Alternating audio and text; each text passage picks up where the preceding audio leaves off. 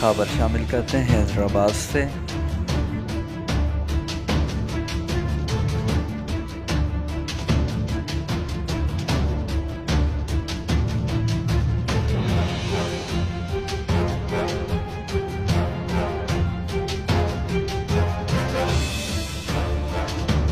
अस्सलाम वालेकुम, मैं हूँ फॉयदा दानिश, आवाज वैल्फेयर एसोसी एशन् की चेयरपर्सन।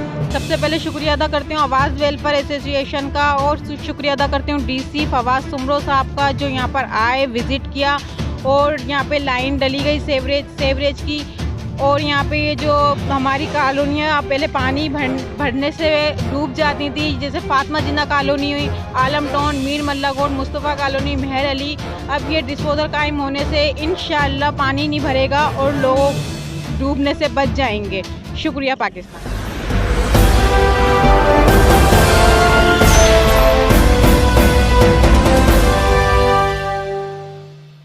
Audio Jungle।